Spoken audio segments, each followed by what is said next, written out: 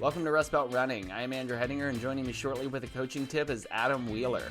I'm really excited. This week we will be reviewing the Mohawk Hudson Marathon. I got a chance to sit down with Todd and talk about this race. It starts in Schenectady, New York, and ends in Albany, New York. The race took place in October, and Todd was kind enough to come on and give us a review and a few tips for the race. I enjoyed our time together. There are roughly 1,100 runners who take on the Mohawk Hudson River Marathon. And this past year, it took place on October 8th. A little weather breakdown for you. The high on October 8th, 2023 was 58 degrees Fahrenheit. The race start was 48 degrees Fahrenheit. Humidity for the day was 80%, and wind was just at 8 miles per hour. The averages are 64 degrees for the high and 49 degrees at the start. Very still wind. So weather for this race is optimal, and this is definitely and very low elevation change too. So this is definitely a race to put on your kind of on your radar if you're looking for a fast race. So yeah, I enjoyed this, and I'm getting ready to throw it to Adam for his coaching tip. But before I do that, I want to ask: is there a race that you've run recently that you'd like to review? Is there a race you're curious about that you would like to know more about? Drop us a line. Our DMs on Instagram are always open, and you can find us there at Rust Belt Running. You can also email us at rustbeltrunning@gmail.com, or you can go to our website, rustbeltrunning.com. There you can find out about our different offerings and run coaching and different ways to support the show, like checking out merch. We do strive to keep all our podcast content free without paywalls or ads, and we need your support to do that. Your listens and shares, your reviews, they're all part of that support. And we do appreciate all of you who have supported us throughout the years. All right. Well, I guess it's time. Here's Adam with his Rust Belt Running coaching tip of the week. Here's a coaching tip from us here at Rust Belt Running. We're heading from January into February. It's still cold. We're still going to be training through some cold weather, and that means we have to deal with fluctuating temperatures and ever-changing weather conditions. And one of the things we want to make sure that you think to do is to make sure that if you're going to run outside, that you have a plan. There's really two things we're concerned about. One is making sure that your footing is solid, and two, making sure that if for some reason you were to slip, you were to get hurt, that you're going to be somewhere nearby where you can get help. And so having a plan is really important. As far as footing goes, really be very, very careful when you're dealing with icy conditions, with snowy conditions, situations where you're not really going to be entirely sure that your footing is going to be sound. Run in places where you know they're going to be plowed. Run in places where you're going to be close to traffic or close to houses, so that for some reason you slip and fall, that you're going to be near somewhere where you can get help and get help fast. Also, dress with something that allows you to carry your phone, so that if you slip and would need to get help, that you're able to do that quickly as well. If you like more secluded areas, you like something like a bit of an out and back, maybe park halfway in between, where instead of going 8 miles out and 8 miles back, somewhere where maybe you can run kind of back and forth where you're never too far from your car, or run a loop where you're not going to be too far from your car. But really the big concern is we want to make sure that you don't go somewhere where footing is a concern, you could slip and you could get hurt. And then if you do, that you're near somewhere where you can get help fast, because when you start warming up, it feels comfortable to run outside once you start warming up. But if you suddenly have to stop, that core temperature is going to drop quickly. If you've gotten sweaty, that's going to further contribute to possible hypothermia. So we want to make sure that you don't run somewhere where you're going to be far from help, and then you would see your core temperature drop too fast. Last consideration, if you can't run safely outside, another way to have a plan is simply to go and run on a treadmill. Treadmills are not fun for everybody, but they're a safer alternative to running outside in really, really bad conditions. It's not always the most fun, but it is way better to make sure that you're getting to the start line healthy than braving really dangerous weather, getting hurt, not being able to race at all. Thank you so much for listening today. And before we get started, this is just one more reminder to like, subscribe, and review us on your favorite podcast platforms. It's one of the easiest ways to support the show and what we do. If you're looking for other ways to support us, head to rustbeltrunning.com, where you can learn more about our different offerings in run coaching, shop for merchandise, and all that fun stuff. Any way you choose to support us, we are most grateful for. So that formality's out of the way. Todd is with me right now. How are you doing, man? I'm doing great. It's January and all the snow melted. Maybe I can get outside for a run again. It did that here. I was Yeah. short tights today. Yeah. Was very happy about that. So, Todd lives in the Boston area, and he traveled up to Schenectady, New York. Did I say it right? You did. Good job. Proud of you. That's near Yeah. near Albany, wow, their second race in New York. That is not New York City that we've done this on. We did Wineglass a couple weeks ago. Oh, that was my first marathon actually. So I've done 3, and 2 were one's this one and one was Wineglass. So what's the reason you chose to go up there and run the full? I know that you wanted to run the Chicago Marathon, which was on the exact same day. Yeah. And you have not had the greatest of luck.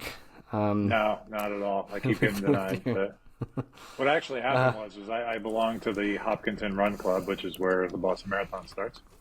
Just joined that, and it just so happened that in the Facebook group of that race, guy and his daughter had signed up, couldn't do it for whatever reason, so I just thought, hey, the timing was good. And I had always wanted to do Hudson Mohawk, because I'm from upstate New York. Just I'd never done it. I've done a bunch of races there, but never did the half, never did the full. And I think maybe this is a sign. So we transferred bibs and split the costs and worked out good. And, I can drive there in about 3 hours. So travel's not too bad, nice. so, yeah.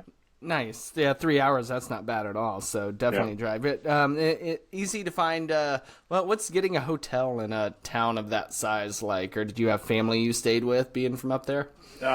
My family all moved to southern New York, so they wouldn't have been close enough. But no, I mean, I in my former work days, I have a ton of Marriott points, so I use those. But I mean, hotel-wise, you get a hotel for $100. I mean, it's not, we're not talking big city or anything like that. So pretty easy to find one around. And the race is like it's a one-way race, so you can, a lot of people get bused from the finish back to the start. I happen to stay near the start, and the start you can't park there, but you can just get dropped off. So I stayed near the start, and then my wife and my kid came, and they just dropped me off at the start. That sounds like you had it made right there. Any restaurants people need to know about in the area? This is a fun question. I'm just curious about that. I stayed down by the casino. It's called Rivers Casino in Schenectady. They have a whole complex there it's a casino, obviously with a lot of food there. What's good is a chain called Druthers, and I went there that night. So there's one in Schenectady, one in Albany, one in Saratoga. If you stay up there, tons of people love Saratoga. So Saratoga Springs famous for horses, of course, in the summer. I mean, this race is in October, so it'll be a little bit different. But upstate New York's beautiful in the summer, in the fall because of the foliage and everything, which is part of the appeal of the race. So for I'm sure, gonna go with Druthers. Good food, good beer, good portions, good for carb loading. I was gonna ask if that was a before or after spot, or just both. It was before. They have some great pretzel bites, man. They're unbelievable. So okay, you just crush those. Yeah. Speaking of before the race, Expo. Is there this race has 1,100 people, so not a huge event. Right. What's the Expo like here? Well, it's funny because I was thinking like leading up to the race, you wouldn't be impressed with it. You're only going to be impressed with it when you run it. As far as like the social media presence, there's like none. There's not even like, any Instagram things. There's a Facebook group. But yeah, it was funny because like the day of the race, the weather was perfect, but driving there was like pouring rain, and we get there and the expo is like in a worse place than it used to be. So you have to drive we were in Cohoes, New York, which is like halfway point of the race. And you go to the, Albany, I think it's Albany Running Exchange that puts on the race. I'm trying to remember. But anyway, you pull up and it's like inside of like a storage locker. I mean, like you look at it and you're like, oh my God, what is this? Like I wanted to do the whole expo, take a picture. It was unusable to take a picture. I mean, like I have to send you the picture to see it. I mean, legitimate, it looked like a very large storage locker. So, I mean, you walk in, it was concrete floors. There was probably 6-7 racks of clothes, but you were like almost outside, but it was raining. So it was like just miserable to get in there. And then you went into like it's almost like you were at somebody's like house. You went into another room and you were at a table and a couple of people were handing out bibs and that was it. I mean, and there were too many people around, so there wasn't even time to look at anything. So right. Expo wise, this isn't it. That sounds almost like my experience at the Erie Marathon back in September. It's basically held in like a picnic area of a park, and that's not an exaggeration. There just is a small space that is covered for them to keep the bibs and stuff. But yeah, just like it's just packet pickup for a 5K is what it felt like.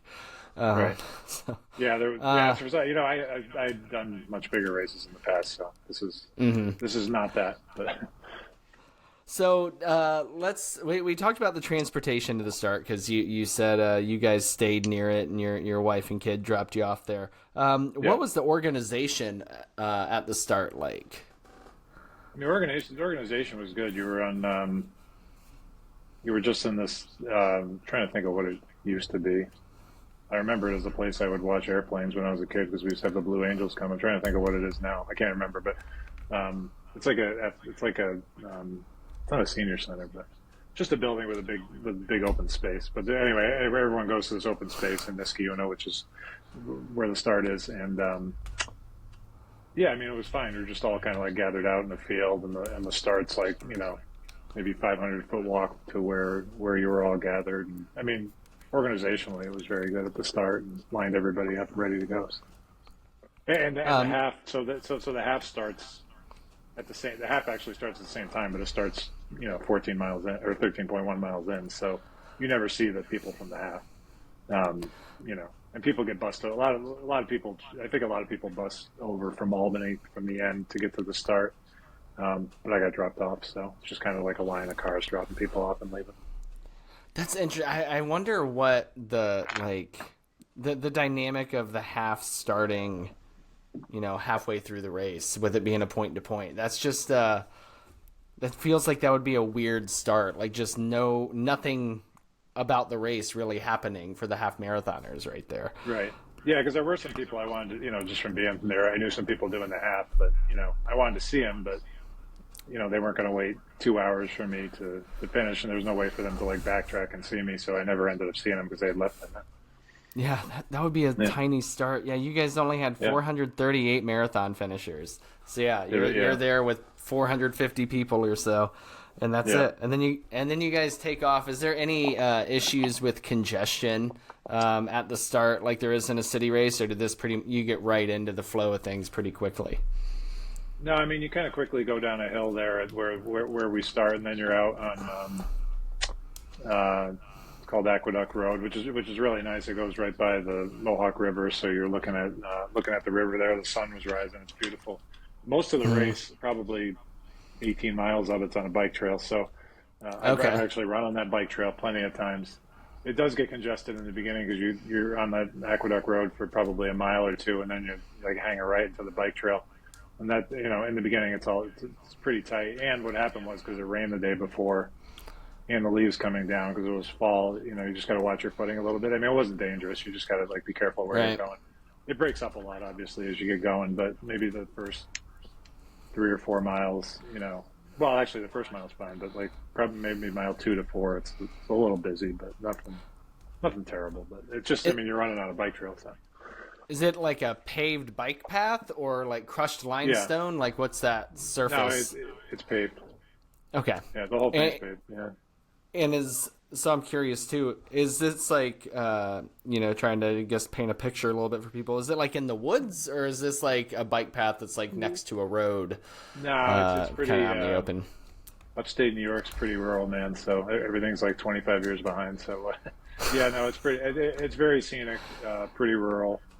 There's people at points where they could gather. They actually have a very entertaining guide that they give you for spectators. It's like written very comically. It's very good on like where you should stop to see people. But there's large sections of the race. There's nobody there because you're just on the bike trail and there's like nobody around. But it's just you're just in like the nice woods, I guess. That's awesome. Yeah. It just sounds like a training run. Yeah, it really is. Yeah. But it's like perfect, it's like peak foliage when you're running, which is the best part. So it's really nice. Do you have to worry about here in Ohio? We have to worry about walnuts that are a good size of a tennis ball.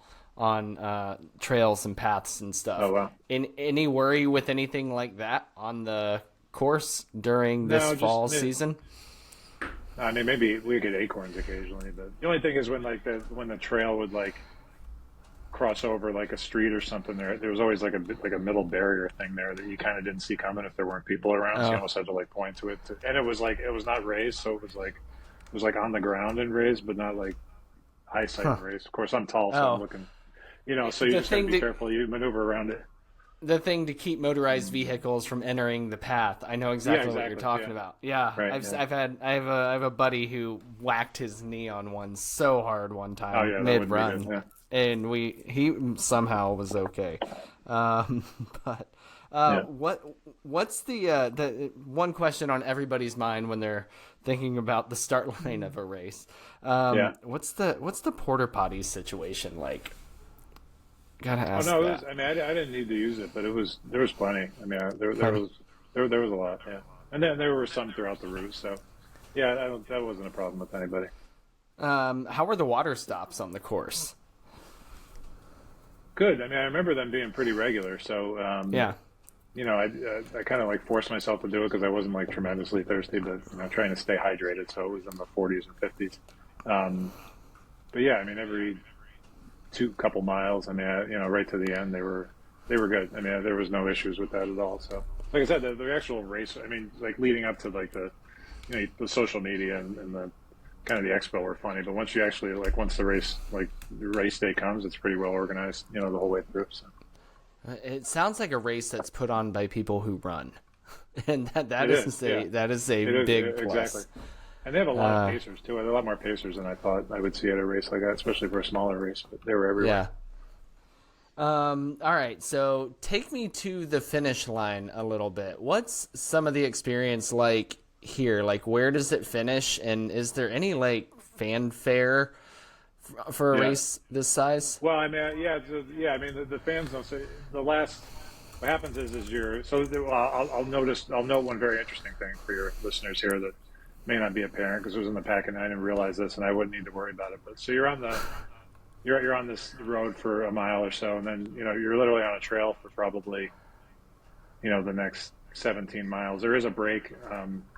So around mile 13, mile 14, you go to what's called Colony Town Park, which is where I saw my wife and a lot of people gather there because that's where the half starts. Yeah. It's not exactly 13.1, but you get a lot of cheering through there, and then it goes back to the woods. Anyway, when you get mile 18 to 21, 22 are tough because you kind of go off the trail and you're in the city of Watervliet, which is very, urban, I guess. It's just old. I mean, and it's kind of boring. You're just kind of you're on a bike trail, but you're on a road with cars, and it's not very attractive. Like the trail was much better. But anyway, you come down this hill around mile 18 and a half, there's a railroad crossing there. So in the packet, they tell you that if for some reason the train comes by, now they try to let the train know, it's like an Amtrak or whatever, or it might be a slower train, but they try to let you know, but they can't control train traffic. So there's mats there. So they would stop your time and resume it once the train came by, but Boston won't accept that. So if you're going for a BQ and you get stopped by the train, the clock keeps ticking.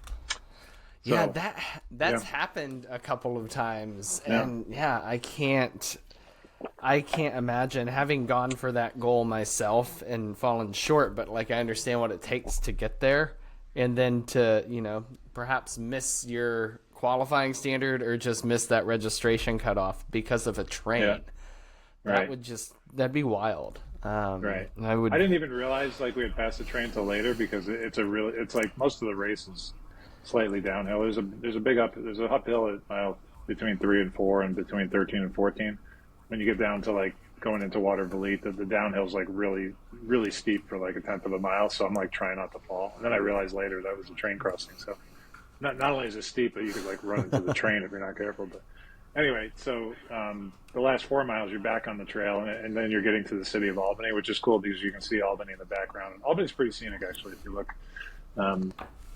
Pictures of it. I know people wouldn't think much of it if you didn't know much about Albany, but it's pretty cool when you get to it. Although I was in the pain cave and I was struggling there, kind of walk running. But it was a nice day. It looks great down there. So once you get down to mile 25 and a half or so, that's when the crowds start.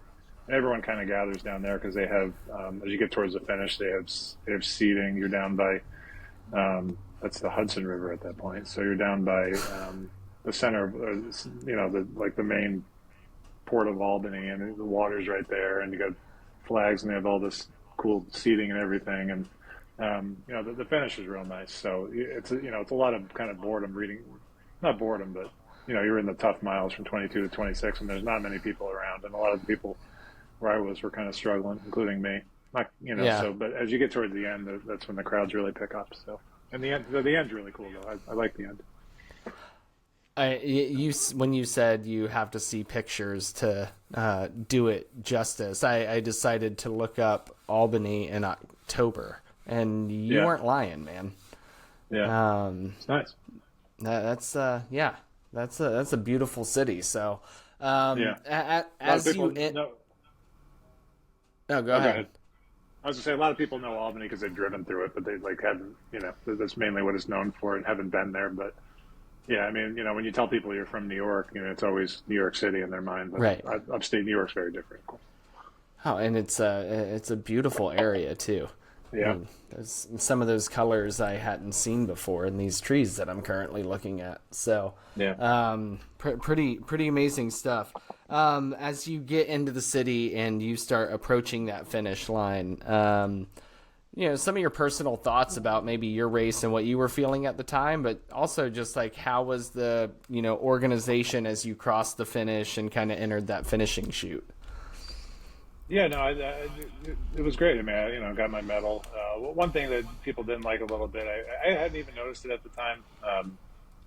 I didn't mind it because, I was happy to finish, but the same medal was given to the half marathoners and the marathoners. Like the medal says 13.1 and 26.2 on it. Some people were kind of irked by that. That doesn't really bother me, but I thought the medal was fine. But I mean, I'm down there, and then I didn't realize this at the time, but they take all the gear that was out of the locker there that was pouring rain that I didn't want to look at, and they bring it to the finish. And then I was more apt to want to buy something, especially since I finished. And then I wanted the 26.2 stuff. So that was in a nice area. So I did buy some stuff after I sat down collected myself for 20 minutes. But the atmosphere and the day were nice, and it was pretty cool. So the finish was just as good as any other race. And the nice thing is, as far as people, I mean, the walk is a few hundred feet. I mean, it's not like you're walking a mile back to your car or anything. So everything in that area is pretty close to get to and free, and you don't have to go too far. So it's not a busy area. So that was nice. One thing I meant to ask at the beginning, and it makes sense to talk about it here. Did you use the gear check? No. No. Okay. Yeah. Perfect. Should ask that at the beginning. I think it would have been. I'm sure it would have been fine, but I didn't need to use it. Do you know if they? I'm sure they did a drop and transport. I would imagine where you would drop it at the start and they'd bring it back. They did. Yeah, I saw that. Okay, nice. Sorry. Was there anything unique that the race did at the finish? Some races do like a PR bell or. Different things like that. Was there anything like that they did for this race? No, nothing I could think of. Plenty of good picture opportunities, but that's just the area you're in. But no, nothing that I got that was. I mean, I was trying to even think of if I ate something. I'm sure I did, but I can't even remember that. Yeah, I was glad to be done, but no, there might have been a PR bill. It wasn't a PR, so I didn't look for it. But it was all good. But just wasn't the day to have it. So. Kind of regarding your whole experience with race weekend, can you give me two things that really stuck out to you? Yeah, the scenery was just unbelievable. So I mean, you won't get more scenic than that. I mean, if you're looking for a city race, this isn't it. But if you're looking to be in nature and nice paved trail, it would be that. And I think it's just a great course. I mean, I think if you're looking to get a PR, it's a really good PR course. I mean, I ended up just a little short, not a lot short, but I think it's well suited for that because it's pretty flat, not a lot of people around. I mean, if you feed off the energy of the crowds, this won't be for you, but it's good for a lot of people looking to run fast. So right, and the weather's always nice there at the time of year. So I mean, I've heard there's a guy in my run group who ran it once, and he was like, it was the worst race of his life because it was 80 degrees, or 75 degrees. But typically, 9 times out of 10, the weather's going to be good. So. Yeah, their average race day start is 49 degrees. Yep. That's pretty perfect. Yep. Yeah, last year you were 48 degrees. You were right on that average. So yeah, their weather looks pretty optimal. So, and it's a little later this year with the calendar, right? Because I think the way the calendar is, all those races are like almost like a week later, I think, or so, from where they were last year. You know what? I didn't. Everything did seem early last year. Yeah, it's the 13th, and it would have been the 8th, I think, this year, right? Yeah, but those few days make a difference. Everything just seems so early. In 2023, I'm still saying this year when I'm referring to last year. Yeah. But it seemed early, but whatever. It happened. So same day as Chicago. It's good Chicago backup. Yeah. I was in Chicago that day, and we had weather just like you did. So yeah, you could have just. Yeah. You kind of made some jokes about it. And then I got rejected again just to make it, complete. But actually, I'm looking this year. I'm looking to run Detroit, so that would be my. It's funny you should mention that. Yeah. We just recently had Marissa Ward on from the Cleveland racing team. Oh, you do? Yeah, she joined us. So, she I've came run there in. The past. I didn't run the marathon, but she would know the marathon well because she finished second, right? Second. Yeah. 13 months after having a baby. That's pretty impressive. Yeah, really. So you go there. Would you do the international full? Yeah, what happened was I was 2018. I had signed up and I gotten hurt, and I still wanted to go. So I ended up. There were some Instagram people there, so I did the 1 mile, the 5K, and then actually I reached out on a Facebook group and joined 4 other ladies who had somebody drop out, and I was on their relay team. So nice. It was fun because they all ran like 11-minute miles. So when I ran the third leg, I was in the U.S., not in Canada. I was probably running 8:20, and it was the best feeling of my life, 8 miles of just passing hundreds of people. So it was great. So yeah, I had a lot of fun. It was a great race, but I want to do the whole thing. So. Yeah. Well, good luck with that this year. I wish you the best of health. Going back to Mohawk Hudson real quick. Would you do the race again? Yeah, I would. Yep. If you had somebody who was kind of thinking about the race and they were maybe on the fence, what would you say to kind of push them towards this event? Yeah, I think it's different than a lot of other races you can find, and I think it's big but not too big. So, or just big enough rather. It's not. Mm-hmm. 400 people isn't huge, but I think if you're looking for a laid back race where you can, you don't have to worry about people in your way, and you can finish a strong race and have good weather and pretty flat course, couple of hills, a little challenge. Organization wise, price wise, you're not spending thousands of dollars that you are at some race, and right. Before and after you can do whatever you want. It's pretty cheap up there, so I think there's a lot of advantages to that. Instead of, I know everybody wants the big races, but that comes with a cost. So this is a good race with less cost and good satisfaction. I think what's interesting is, Albany is not a huge city, but it's not a crazy small town either. It's the capital of New York. Right. But you get to have a race like this where you are doing a country point to point in that fall foliage, but then you get to finish in an actual city with stuff to do. It's right. Yep. It's not like you're finishing in just some small place with one bar to go to. You could actually go out and have a good party after finishing here. So, and I said, you could go to a lot of people go up to Saratoga, go to Lake George, go up to the mountains. That's only the traffic there is minimal. Right. So that's only half an hour away if you want to go. Yeah. Well, this was never a race that I had even heard of or on my radar, but Yeah, I'm going to look into this because I want to start exploring races more too. And yeah, Albany, just a new city to see. So yeah, I think any place is fun if you haven't been there before. So that's kind of my thinking. What's a tip you'd give somebody going to Albany to run this? Like, is there anything in Albany somebody has to do if they go there? Just something, Albany itself, probably not.